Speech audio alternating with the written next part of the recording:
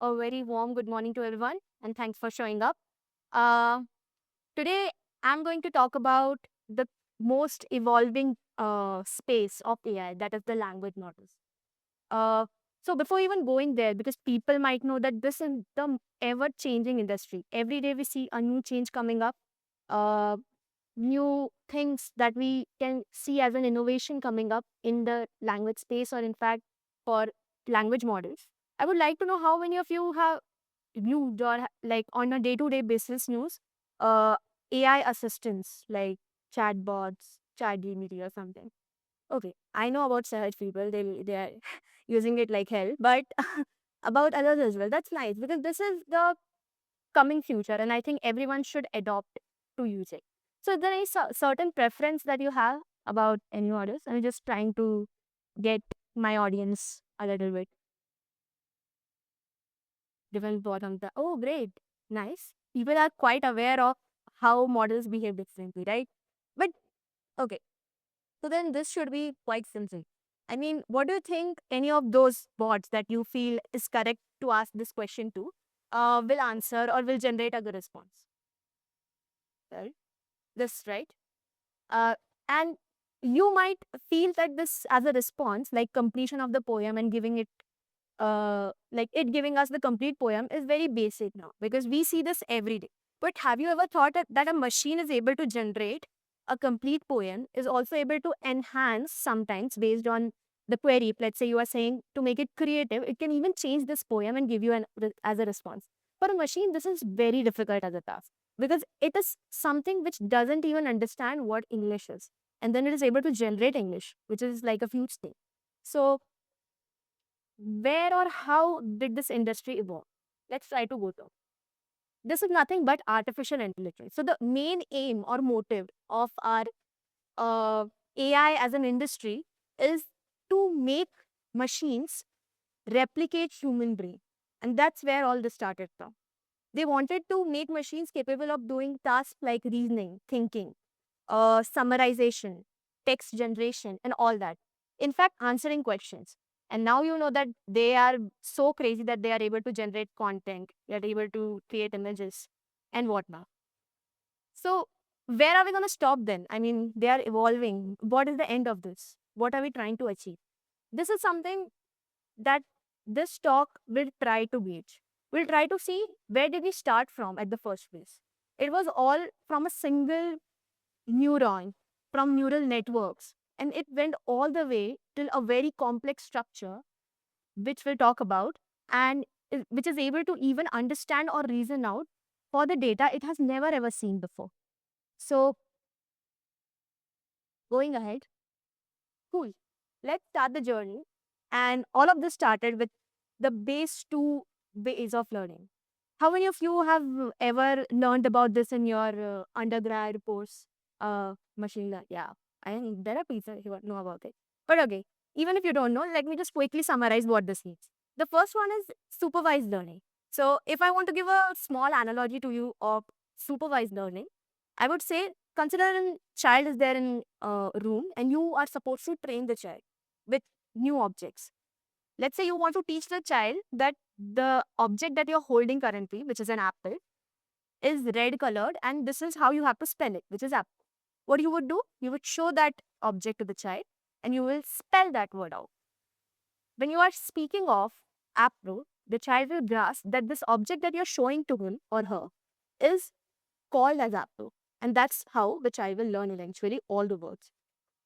This is nothing but supervised learning. Because what you are trying to say is you are giving the model an input and also giving it an expected output. So expected output it understands, and from this kind of data, like huge amount of data where you are providing input with labels attached to it, that makes it understand the pattern of what object is classified as what and learn about it. So this is the first step.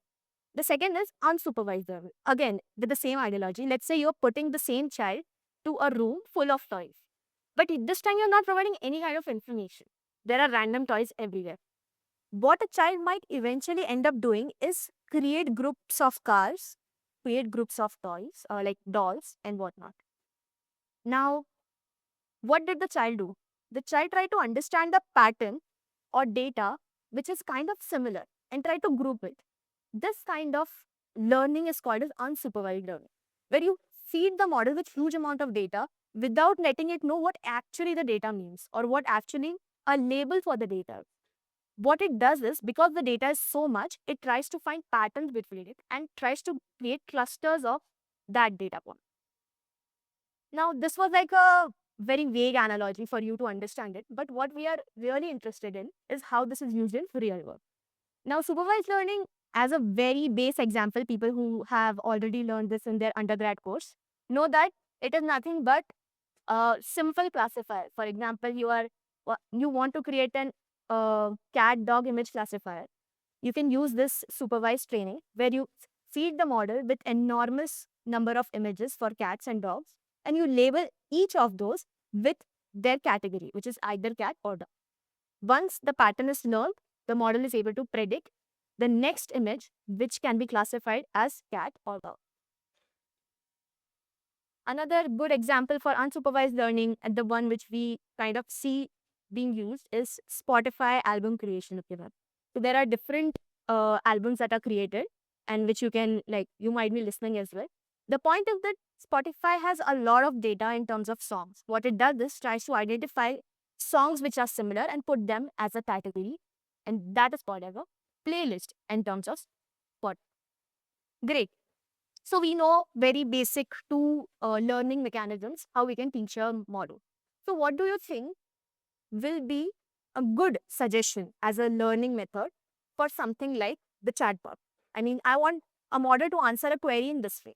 And also for it to generate, I mean, you cannot statically say that for every word where I say twinkle, twinkle little as an input, this will be the output. Let's not just go with that. Let's understand that in world of this model, what I'm expecting from you is any poem that I give half baked, I want a complete answer to it. And so, what what can you think of? What should we eat? Any guesses? Okay, fine. Let's just try to think the first. Let's try to fit in the first one. Supervised learning. What do you think about it? I want the model to generate text. Okay. For supervised learning, I need a lot of text with labels to it as training input. Do you think it is really possible to train a model with so much of data? Because English is a very versatile, I mean, I'm just restricting it to English now. The language is very versatile. It can change a lot. And now you're saying that you also need expected output associated with each input. This will require a lot of human involvement because the labeling, if you don't know, happens by or is done by human as an annotators. So you cannot make 1 million people sit and write what this Wikipedia article is about, right? That's not practical. So we cannot go completely with supervised learning. Then comes the option two, which is unsupervised learning. For the unsupervised learning, the problem is that the model will get the data which is available on internet. Like you can feed it with books, you can feed it with Wikipedia pages or anything. But the point is, the only thing that the model will then be able to do is relate between those articles. Not that it would be able to generate something out of it. Because unsupervised doesn't know how to generate things. It will classify them. It can make clusters of things. So unsupervised is not also a very good option. So then should be something in between, right? Think of this self-supervised. This is where the language models could actually figure out their input data or could sort for their data, training data. You know, we have an enormous data. We have books, we have Wikipedia pages. Just the labeling was the issue. So let's try to remove few words out of the blog or let's say the article and then try to feed this to the model. Now, because you have removed it, you exactly know what the answer to it is. And hence your model will be able to understand, okay, it actually is doing supervised learning, but you are providing it a mechanism to mask some of the things out of the sentence and then try to understand the pattern and predict the word. So this is called as self-supervised learning, and this was like a game changer for language models at least, because data was a very concerning issue when it came to language models. Great. I think we are well equipped with how we are going to start this. But let's take a small example and try to understand how next word prediction works. So stay with me on this. This is the input, Hyderabad. So instead of the twinkle twinkle example, I'm taking Hyderabad as an input. And I'm trying to understand how a language model will generate output for this sequentially one by one. So we are getting into one level deeper of the model. What happens is, as soon as you give it the input Hyderabad, the language model will have four possible options based on whatever data it has learned so far. And those would be city, is, am, and are. Let's, for sake of this discussion, only consider four of these. Now we are saying that there is a probability, the number that you can see on the right hand side is the probability associated with that word, which suggests that how probable is this word able to connect with the previous word or previous sentence. This probability is basically generated by the model. And now we are saying the only part that the model needs to do is find for the best probability, which is in this case nothing but 0.7. Hyderabad is 0.7. Now you would also see Hyderabad city is also like kind of has got a good score because that also makes sense when we are putting it in English. Cool. So we selected is. Now similarly, we'll get another four set of words with probabilities. Here they are. We'll select the best. Famous gets selected. Famous is good there. Each time I'm doing this, do you realize the input of the model is getting changed? It's not just the famous word. It has to take in consideration the complete left half of it. Hyderabad is famous. And then only it can recognize what next four words and their probability will look like. Going ahead. Dan, city, for, like. We select for the highest, which is 0.8, and put Hyderabad is famous with the next word predicted as for. Going and like continuing this whole cycle. There comes a point.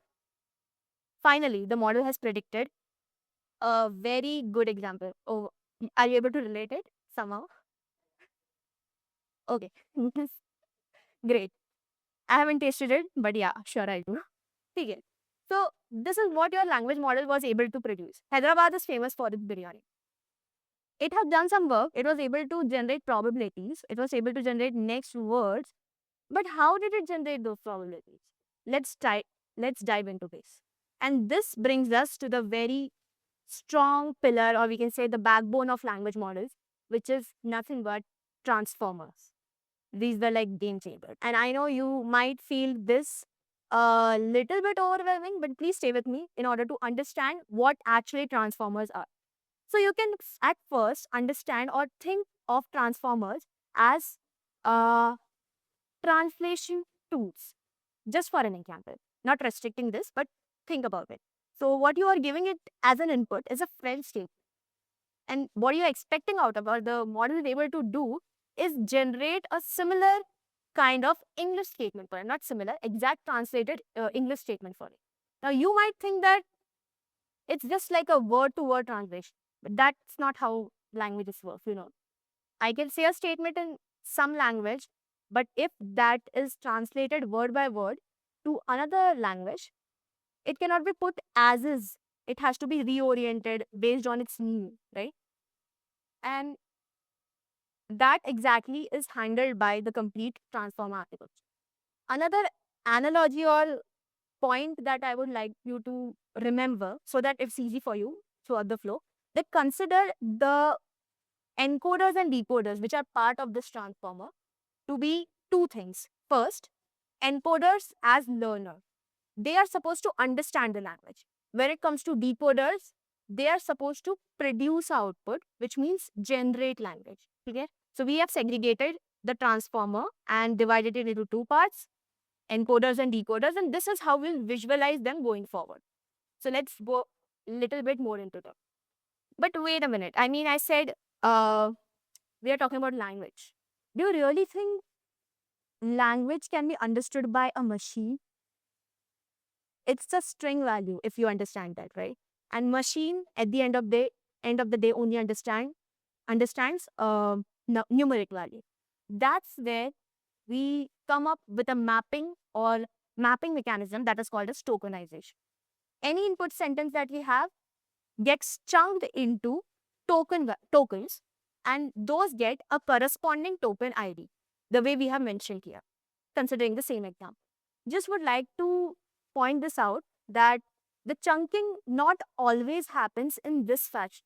I mean, sometimes the chunk size, based on the chunk size, Hyderabad as a word can be also divided into two parts, which usually will not happen. Something like playing, which is not here, will be divided into a word like play and ing, because play will have more of such words, and that will make more sense to have play and ing as separate things. Just wanted to call this out. And why are we having token ID? We need to maintain some index, right, in our systems.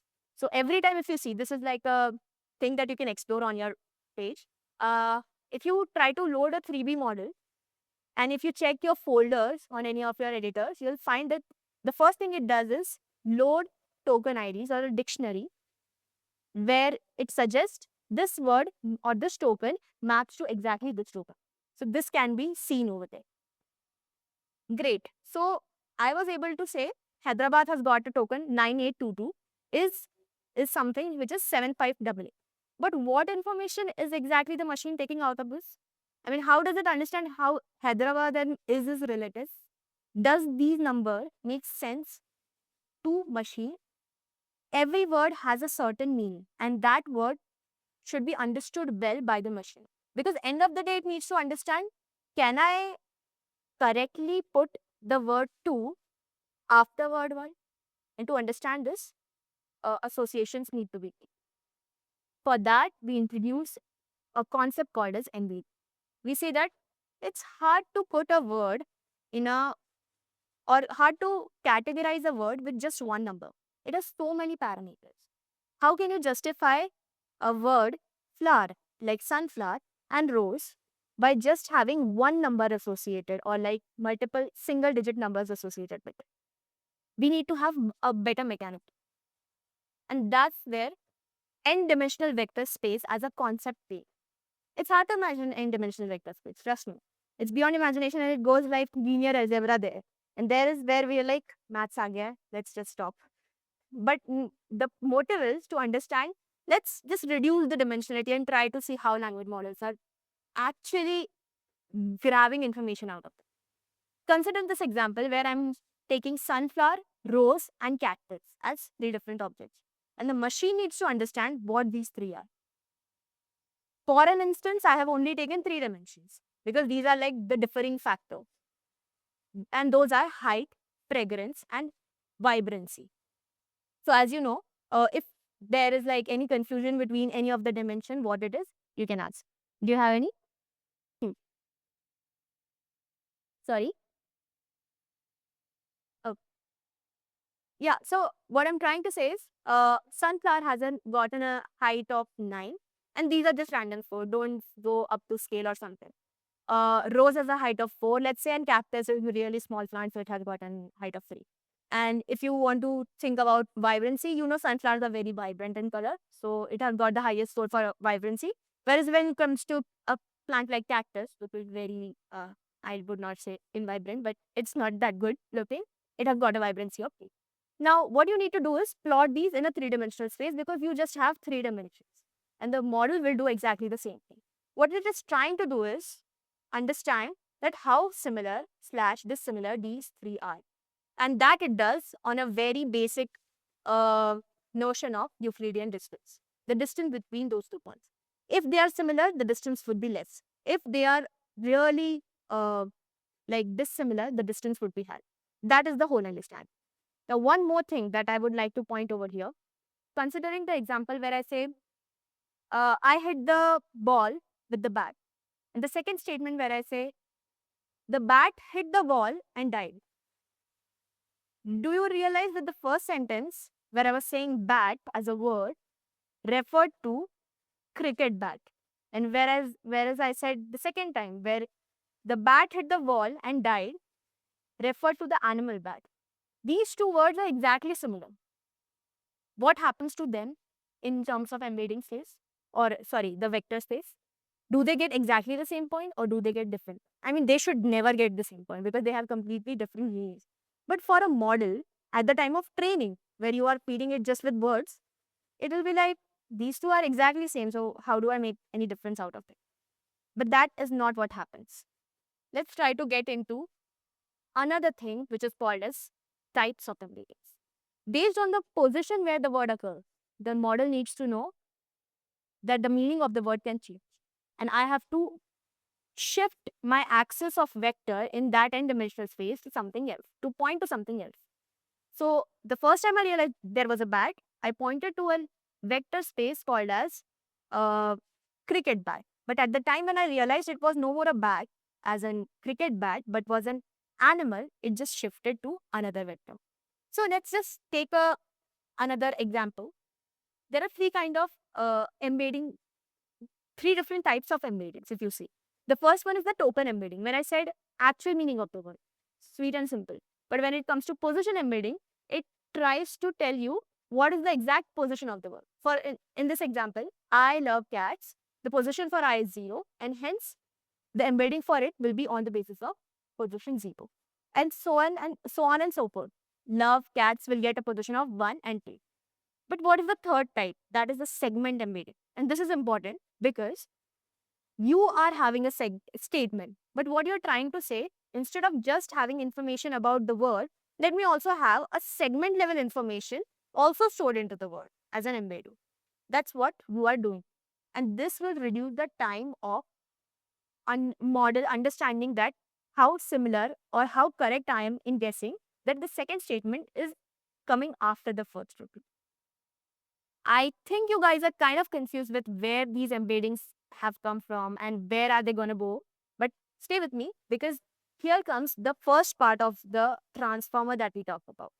We said the transformer is two things, encoder and decoder. Encoder is going to learn things. In order for it to learn, it needs to know about this as a set of information.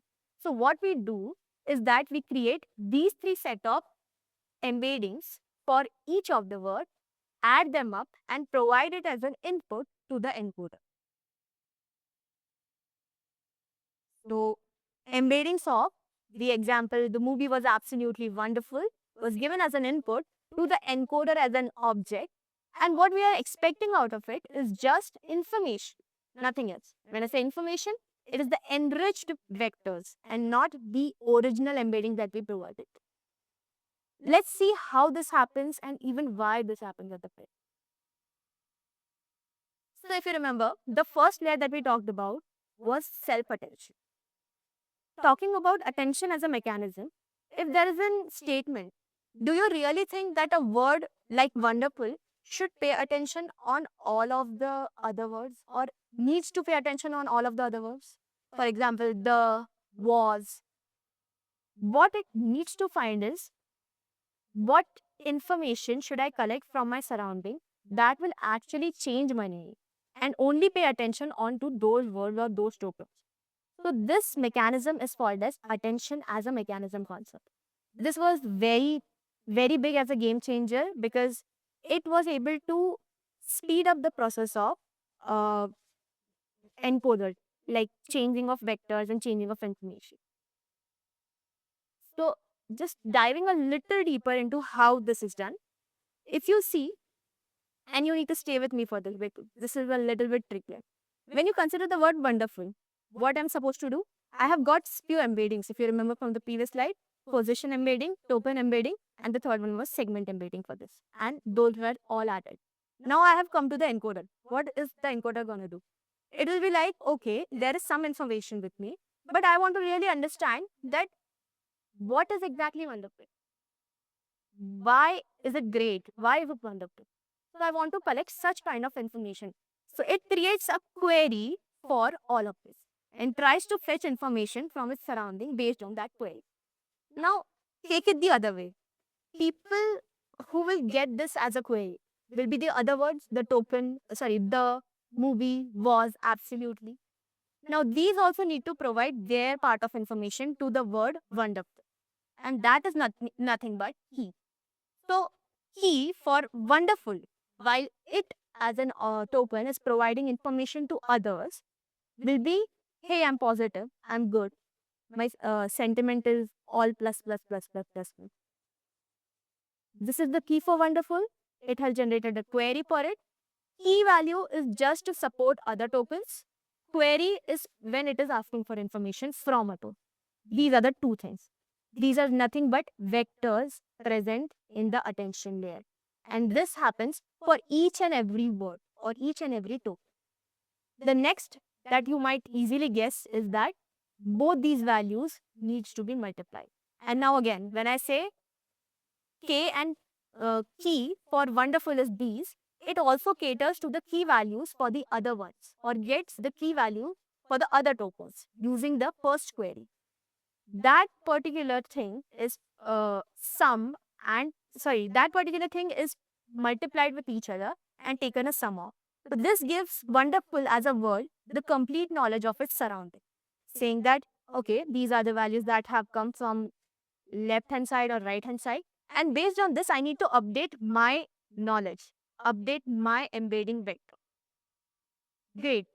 All this thing happens in parallel, which is very nice because parallel processing makes things faster. And this is just like one attention layer.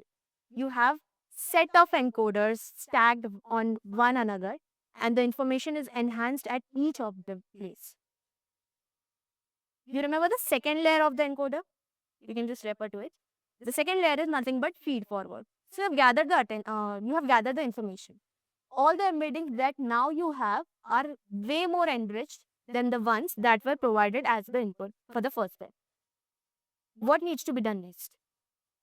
You need to basically pass this information or have to store this information, like to some extent. And that is done by this second layer. The second layer, which is feed forward neural network, will not only store or understand that information, but also pass it to the next encoder set. And thus the name comes as feed forward. Great. Let's take an example and see how we can use encoders to solve problems like sentiment classification. Again, coming to the base thing, encoders are learners. They have learned things. They understand the language. Now your intent is to classify any of the inputs that you have gotten from the media, let's say people in general. This is the input that we have gotten. This movie was absolutely wonderful. As a first step, what would happen? We will create embeddings, token embeddings, position embeddings, and segment embeddings. This will be done by a standard lookup table, nothing much to it.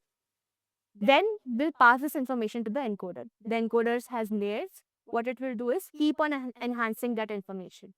Each token will have a vector associated as an input, and that value will keep on updating each time because it will try to fetch information from its surrounding. Even if you don't get the K, Q, and V values, you can think of attention as a mechanism where each word is getting information from its surrounding. That's it. Then that enhanced or enriched information is still in vector. It gets passed through a subtle or the next layer, which is called as classifier. Classifier, what it does is take those embeddings, and because the embeddings are so rich, it can easily tell that whether this should be marked as great, good, or bad. And hence you get a prediction of positive and negative. I mean, this tells us that encoder themselves are very usable. You can have your models on top of an encoder, which is a standard one, and then create or solve problems according to your use case. Sentiment classification, intent classification, or you say uh, thinking that what the actual intent was when the user was trying to give this as an input, and many more. So what you actually learned so far was nothing but BERT, bidirectional encoder representation from transformer. So it is very funny, or I mean, at least I found it funny that they first were introduced the concept of transformer, and then they realized even if we divide it, it will work great because one is learner, and then I can put my writer to it. Whereas when it comes to decoder, it is just generating text. That can also be used as a separate thing. Now, Google uses this heavily, if you have seen. The very first example that I'm going to take is about the Gmail recommendation tags that you get after each mail. They are very relevant, right? They're not static. Based on the intent that you have written in the mail, it is able to tell you X, Y, and Z are the possible answers that you can tell. And coming back to the encoder, as a concept, what you have done is the encoder is able to predict what can come next as a statement, what is a possible answer. That it correctly knows. Other than that, it doesn't know anything. The second thing, so let's say I'm doing a normal Google search. Do you feel that it is like a exact match? Because if that was the case, when I would have written model tuning, I would also have gotten articles which are related to tuning your guitar, because tuning is the same word, right? But this never happened, because the intent of your query is again compared with with the articles it has gotten in its training, and those are compared based on which responses are generated. The third example is extractive summarization, which is exactly highlighting what your answer should be. Same thing. You get an input and you try to compare it with the response. And if they are similar, Google will try to suggest you answers there. The fourth is Google Assistance, taking your voice, converting into a sentence, and then understanding the language. Everywhere it's trying to understand the language, your intent, and then trying to answer your question. Great. We are done with encoders. Then why do we need decoder? What was that for? Any guesses? Any like suggestions that you can give? So you remember the analogy. Just don't forget that. Encoders are learners. Decoders are writers. While the example which we were referring to, Twinkle Twinkle Little Star, it was able to generate text. And if you want to generate text, we need decoder. Encoders will never be able to, or will not be able to do it with that efficiency. If you consider even the BERT model, it will not be able to generate that high level output for you. So what we actually want is the feed that we gave to the encoder was the movie was absolutely wonderful. But after giving this, what we expect out of it is, as the music was great. This is the expectation. Great. If you go into little deeper of this decoder, you'll see there is one more new thing that has been introduced, which is encoder decoder retention. Now you know that input for like output for an encoder is getting fed to the decoder, right? So it has to pay attention on two things. One, the next word that it itself is predicting. It has to keep track of it and pay attention to it. And the next is whatever embeddings or understanding that it has received from the encoder. So the self attention is like whatever I'll generate, I'll keep attention on. When it comes to encoder decoder attention, it's like encoder has given me few things. I need to pay attention on that instead and then derive it in. Feed forwards acts as like similar. And again, this set of decoder stacked one on the other are able to generate a very successful output as the music was great. Great. Big picture into one page. Encoder, decoder together.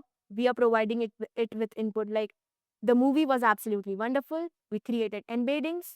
Embeddings went into the encoder. We created vectors which were rich enough. KV vector. And then those were pointing to the decoders. I mean, decoders knew that I have to take information from there. Then it started generating the first word that was because. And it realized, okay, now I have generated because. Let me consider that. I have also generated the word, I mean, the embedding that I have from the encoder. Those also need to be taken care of. The only reason this whole transformer thingy was able to change the game was because of its parallelization. I said that all the tokens are fed into the system parallelly, right?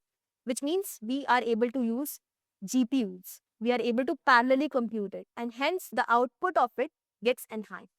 The second is long range. When I say long range, it means the context was never hurted because you were paying attention to immediate things that were important to you for any token. You were not supposed to keep information about everything inside one total. That helped us to like preserve the context to some extent.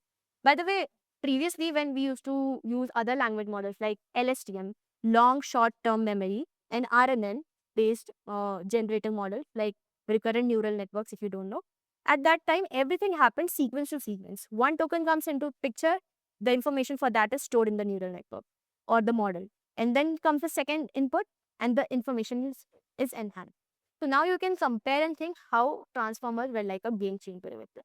And so the system becomes scalable. I know it was a too lot of theory, but now we can at least relate why models were or after this, people started fighting. Google had its own model.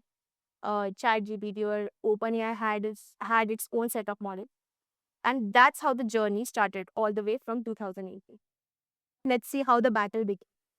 OpenAI versus Google. The first thing that came up. Now, as an evolution, text to text, which is T5 model, came later after ChatGPT 1. But the original idea of both these companies was Google sticked on using that transformer for language models, whereas OpenAI felt that only using a decoder can also help in text generation, and that is good enough to solve the problem. So let's see how these both companies have progressed and evolved with respect to their models. The first was T5 by Google, and the basic idea that they had here is, you remember the unsupervised learning where we say we will mask some amount, supervised learning where we said we'll mask some amount of data, and that will help us to not have human annotators, and that will make it self-supervised. The same thing they did, because over there, what was done is random masking, which means I randomly pick a few words and just uh like place a mask over it.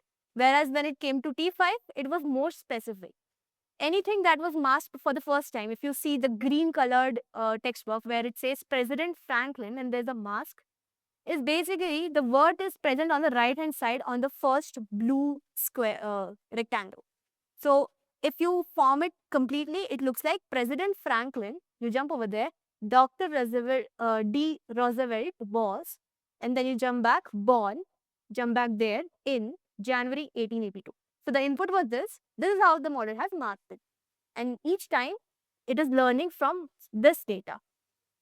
This was the pre-training phase. When it came to fine-tuning. Now, if you don't know what fine-tuning is, anytime you get a model, it is mostly generic in nature. But as you said, that few models are good at code generation versus few models are good at just answering questions. Why does this happen?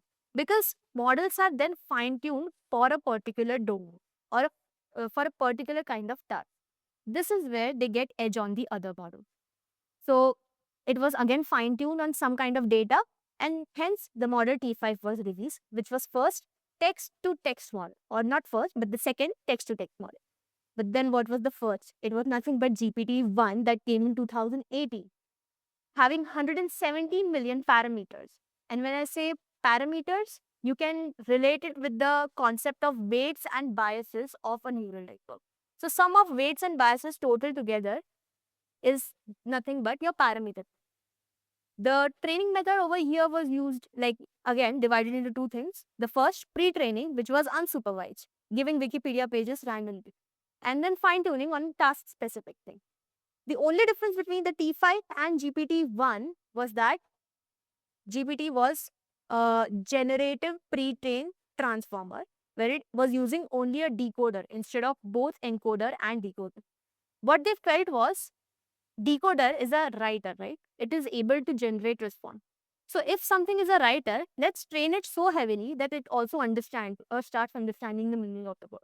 So we'll replace encoder at the first place. And that was the analogy OpenAI has went all the way with. They are decoder only model.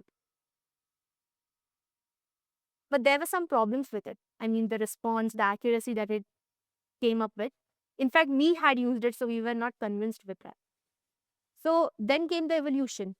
They were like, scale up. 115 million is like a, sorry, 117 million is like a small value. Let's just make it enormous. Let's just provide books together, and that will make it 1.5 billion. So now training more of it. And so it has more knowledge. But there's one more thing that came up. That was zero shot learning. Now there are few kind of learning mechanism that people have explored so far. For example, zero shot, few shot. I'll just quickly share what it means. When I say zero shot, your model is trained. You get a model, which is your final output. Now, what you would do is give it set of questions which it was never exposed with, and then it will learn from it. And the reason why we say this is zero shot is because we are not providing any kind of answer to those questions that we have given. Whereas when it comes to few shot learning or two shot learning for that matter, you are giving question answer pair. So you are saying in your prompt itself that this is the question and this is the answer I'm expecting. This is the new question and this is the kind of answer I'm expecting. Now, why did we do this? Because we started believing, I mean, GPT-2 came up with a bare and understanding of learning how humans talk. So then when given some kind of examples, it was able to grab those patterns for like, okay, you never exposed me with this data, but I will be able to henceforth generate answers for it. And this was done in zero shot now. This was done in GPT-2. But the example that is given by Chomsky, if you don't know, colorless green ideas sweep furiously. I mean, this looks very fancy and at least dramatically it's like, okay, but it makes no sense, right? So the model was creative enough to, or well trained enough to understand how to generate text of this kind, but it was not accurate. It was not coherent in that sense. So we had to do something else. Instead of zero shot, let's just replace it with few shot learning. And that evolved to GPT-3 as a third model. Again, we are also scaling on the size of the data which we are training it with. Earlier, it was 1.5 billion for GPT-2, but this time it became 175 billion model. Great. But there was some problem. It was able to reason out. It was able to think. All of that was sorted. But it was also able to answer queries like how to create an ideal bomb, which was dangerous. Because you don't want your model to actually answer something which is unethical, and also if it has never been exposed with some data, it should not creatively start hallucinating. And when I say hallucinating, generating a wrong response, because wrong is like a very red flag for us. That is the point where we just jump back to the very traditional approach, which was RL, reinforcement learning. As humans as well, you must have seen that reinforcement learning is quite well. If you're training a child and you're just doing like teacher classroom sessions where you're teaching the child, this is the question, this is the answer, this is the question, this is the answer. It doesn't work that way. How ideally it should be, the child should be asked a question, the child should think and then come up with a response, and the teacher should rectify how good or bad the response is. Because this way the child will learn faster where the teacher is trying the child to take, how the path looks like, how to reach to the correct answer. So this was more faster. And hence, uh, reinforcement learning, when applied on these models, was able to reduce hallucination to a great extent. Anytime we used to get a response which was incorrect, the reward model, which I'll be talking about later, or let's say any person would categorize this or reward the given model with some negative score. And that's how the model understands that this step was incorrect and should not be taken in future. So let's try to understand RL as a concept first and then get how these models are like in future and currently also evolving based on this strategy. Very standard example. And I think you must have learned this in your undergrad course, but if not, let's just go through it once. If you as a person or you want to create a machine which can understand how to play chess well, how would you do? First, the first time you play, you might not be so good at it and you don't even know what steps to take, right? So, coming to the first point, which is the agent. Agent is the actual person who's taking the decision, which is nothing but the player in this case. When it comes to the environment, it is the environment in which the agent needs to take an action. And that is chess in context of this example. The action is what you play next. You can move a knight to g3. That's a move that you have done. And the reward is either you will lose that knight or you will not lose, something like that. So that will basically be the reward. Based on each time you do this, you'll learn something. You'll find pattern. The first time you play, you'll lose heavily. The next time, like after 1000 times you play as a person, you will get to know patterns like you should maybe first choose only these two pawns and then start your doses. I mean, there are so many things in chess you might know as patterns, but this you'll eventually learn. Because each time you play, you got a reward based on which you have updated your policy. New terminology, right? Policy is the strategy how you're making a decision. You make a decision, you get a reward. If the reward is positive, you will support that policy. If it is negative, then you will change your policy. In case of LLMs, or any language models, what do you think is the policy? What do you need to change when you say you have got a negative reward based because you generated some output? Think about it in terms of neural networks, I said. What would you tune? What would you change? That is nothing but the weights and bias value. The network is all connected because of that. And if you're getting a feedback which is not correct, what you end up doing is fixing those knobs, changing those values in order to rectify the loss that has occurred in the last output. So you generated something else, cat, but it was expecting a dog. So complete model needs to upgrade its understanding. That's how you can take it. So policy is done. Now comes who gave me the reward in case of language now. I mean, for chess, it was quite evident. You win or you lose, or it's a tie. So -1, 0, 1. Three classifications, all done. But what happens when it comes to language model? I mean, I cannot say that this statement is 10 pointer or this statement is 2 pointer. It is more like, as a human, I can annotate and say, out of the three answers, this is the best answer that you have got.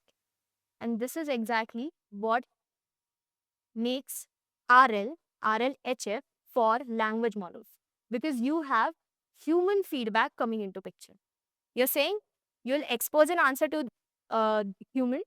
Humans will rank that out of the three that you have generated, this is the best possible. And this is the reinforcement part where the policy will get updated based on the answer that you have selected. And do you know, if you like want to just take an example over here, how do I deal with a headache? So the policy after this RLHF will be like, these were the probabilities that you generated for here, there, and I, right? As a response. So it can start with like, here are the possible ways you can heal yourself. There are something, I is the worst answer. The answer should never be starting with I.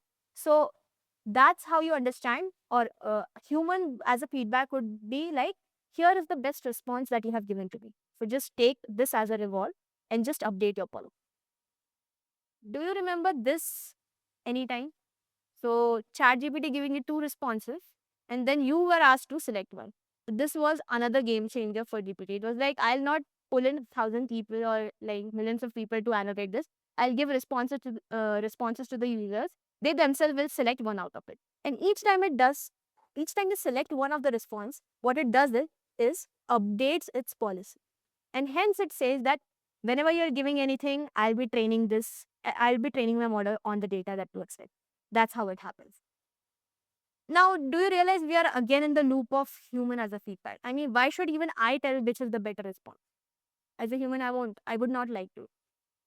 That's where the coming future is located. They are like replace human with AI. So, in concept of RL, there is a very standard terminology: teacher model and student model.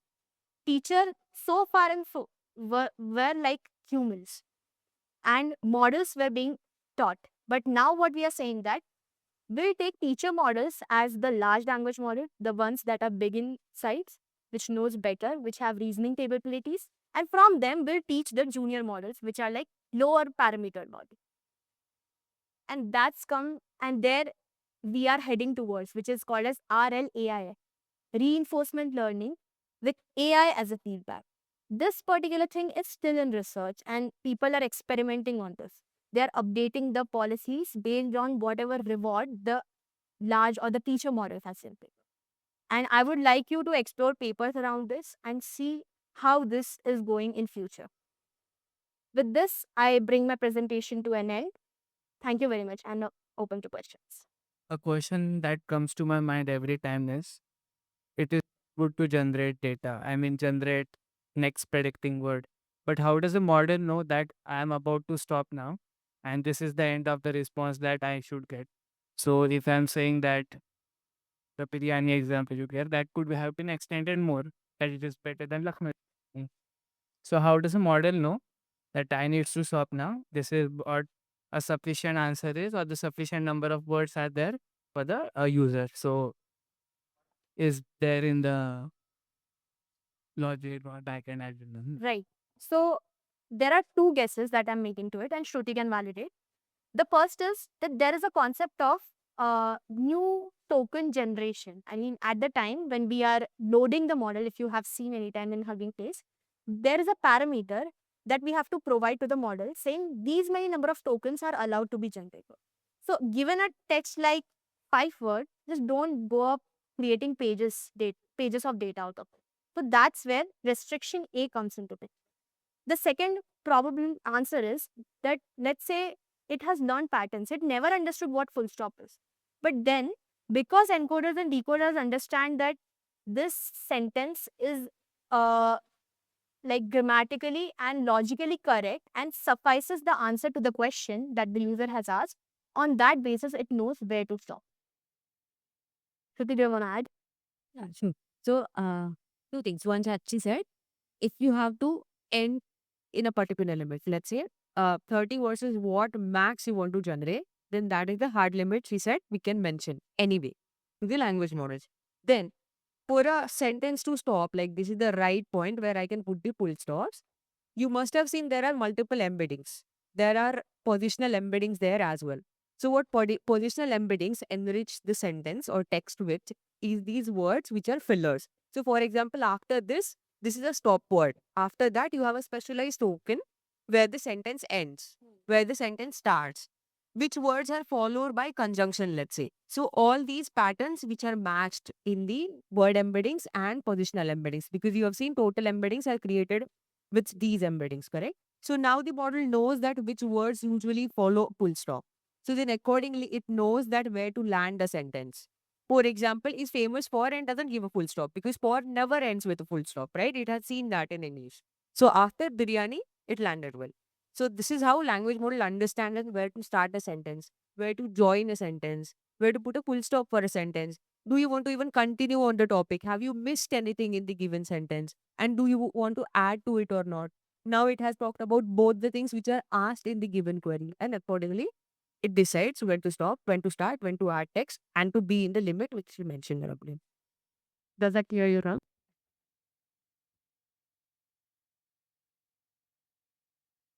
Yeah.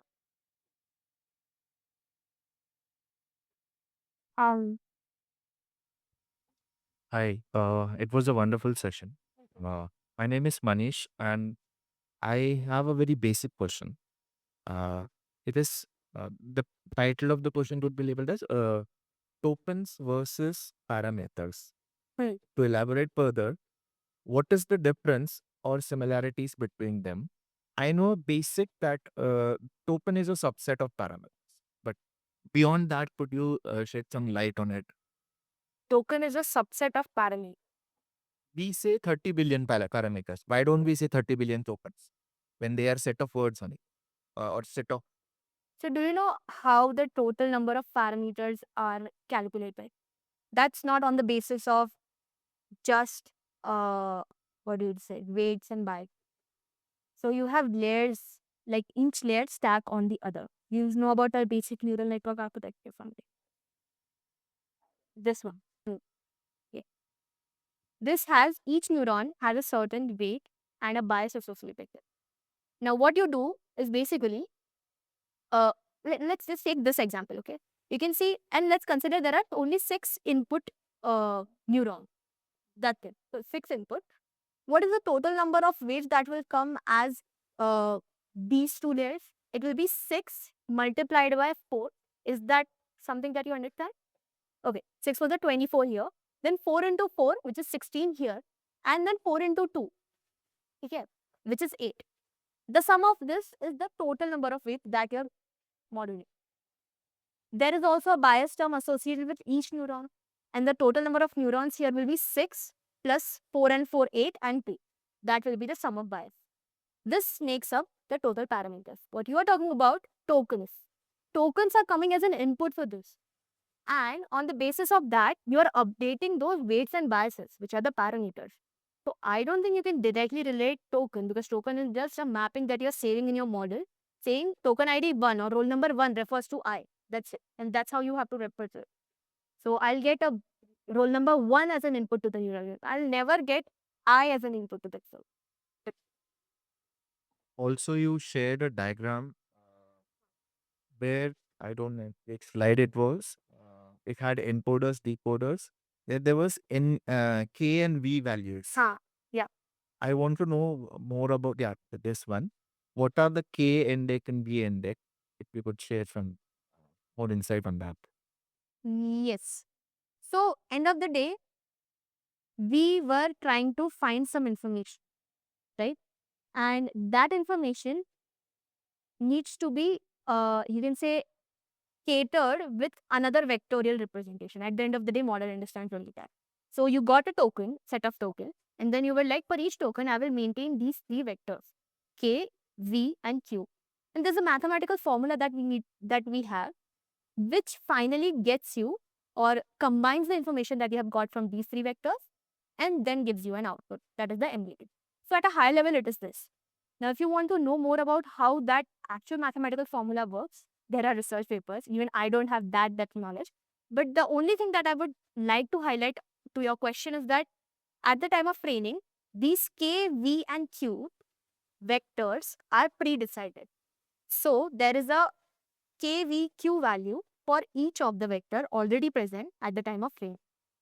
Once you feed it the new set of tokens, these value gets updated. A weighted average of all the things are taken and then an embedding each other. Also, one more thing, because you asked this question, and I don't have a good diagram for this, but this is something I read that, for example, you are considering the word wonderful, you have to consider K values for all the words that wonderful will be paying attention to. So it is sum of that. It's not just the Q value for me and K value for me will be multiplied. It's like K value for others will be multiplied by my query value. Does that make sense? One more thing. It is not exactly related to the topic you are mentioning. Somewhere around it. When I was asking about K and V, there was one more topic or one more element called as top P and top K. Hmm. I am not aware. I had read about it, but I have forgotten it. Do you know what is top P and top K? Or Even I have read one of the who would like to share?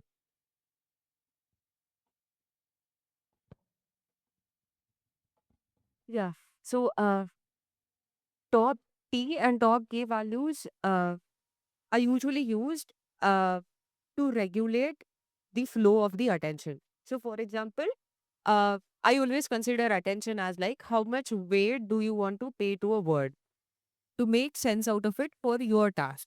For example, if you are uh, if you are going for a task of sentiment classification, as simple as that, word wonderful will play like a good role over there. But if your task is question answering, let's say, then really what was wonderful, then I think movie is the answer. That is the word we should pay more attention to. Correct? So yeah, correct, exactly. Movie is the main word, correct? So now top P and top K values decide like what are the values of your K and what are the values of your key that should be considered for your attention mechanism, so that you can actually wrap that architecture between your encoder and decoder, because finally it's the transformers that we are working with. And transformers actually come in layers, as she mentioned. So you have your encoder, feed forward, then to decoder, then again your decoder network and feed forward. And then you have multiple blocks of transformers stacked on top of it, right? So again, there is a very good chance of model understanding irrelevant patterns, which are not supposed to be even understood. So you have to have like a regulatory factor to it. And that's where these values will come in play.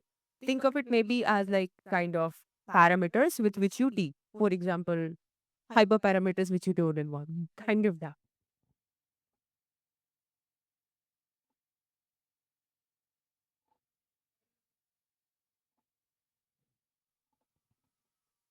Oh, hello, my name is Suyash. Thank you for this session. So there we discussed that to be in the context, we use the reinforcement learning, to means it doesn't gives the wrong response. Okay. about hallucinate. Yes, yes. Hallucination. So I have heard this term also, like some of the LLMs have introduced the term context window so that it does not hallucinates the LLM model. So I wanted to know that what is the difference between the context window and a reinforcement learning or Means is it similar, but how did we deal with it? Context window is like how much of information the model can keep in track at a time. And when it comes to RL, I think it's like a different thing altogether. You're saying based on the context that you have got. Like some of the LLM models have context window now. So means based on that context only, that gives us the response into the conversation, so that it does not goes out of the conversation. It results in a less hallucination of the model. Okay, okay, yeah. Saying is absolutely right. So with the context, we decide that what the model has to consider for generating its response. That's correct, no? So for example, if you want to talk about, let's say, weather and rain is your topic, then you add 5, 6 sentences about summer or like sunny day. That context is still there in your context window, let's say, but then it has got nothing to contribute because you ultimately want to talk about rain, right?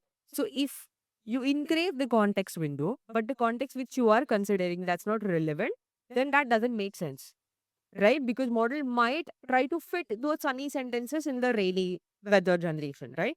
So the thing is, context window usually why models hallucinate more is because of that a lot of irrelevant context come into the context window, and because of which model tries to fit in all type of information in your response. So it deviates from what it tries to generate. The lesser you keep the context window, it has got a precise context. But then it's our job, let's say we are writing the prompt, it's our job to make sure that within that precise context window, we are giving all the right content it needs to generate the answer. Correct? So then you can defer the context window. For example, if I want to give, so in my input, I want to give 10 sentences, all 10 are relevant to rain. Then that makes sense. You increase your context window, it has got more knowledge to absorb and it will generate better text for you. But then again, if your context is not relevant and then you are just adding it to fit it, then I think there are more chances of hallucination, right? So this is how we defer the context window to avoid hallucinations. Okay? I want to discuss a little more on that. So I'm just thinking that in terms of code generation, this might not be fair, right? I wanted to remember all the context that I gave it at the first time. I wanted to remember what changes it did to the YAML files or anything, right? So is it model agnostic is what my question. No. So again, it depends on what weightage. So for example, right now, what you are giving into your context, right? Model kind of has no, or rather, you have not explicitly mentioned any preference for your context. For example, this is something you definitely have to consider, versus this is something you can let go of at times. For example, in your code, let's say, there is a variable that is something you want to keep immutable at any cost. That's like a rule which you do not want to break at any time. But maybe somewhere else, that's okay. Now, when to conditionally apply this condition, it's something your code model will not know unless and until you give it. So, the more context you give, that's fine. So, here, when you say that I have to give more and more files, so I wanted to remember each and every context, that's fair. So, that model can have better understanding of its environment, I would say, where it's trying to generate the code. But then, when you want to be very precise about what to abide by, then over there, the lesser context would help the model. Otherwise, it will just try to fit in everything. I think this is something like slash compact for Claude Code where we say here a little bit of context for compressor. Correct. Or more than that, maybe if you want to generate code in one particular file, let's say you select that file and then you say, for example, in Copilot, you add that and then you mention that you have to make changes in over here. Right. And then maybe accordingly change everything else. So it still has the context of your whole code base. But then again, the changes are made accordingly, keeping some files centrally in consideration. So I would say it's just that.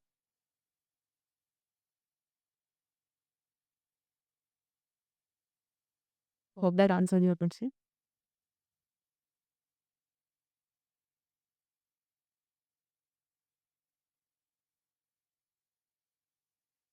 Lighting needs and then gather for a photograph at that time. If there are no questions. Okay. Thank you so much, Thank you Patabe. very much.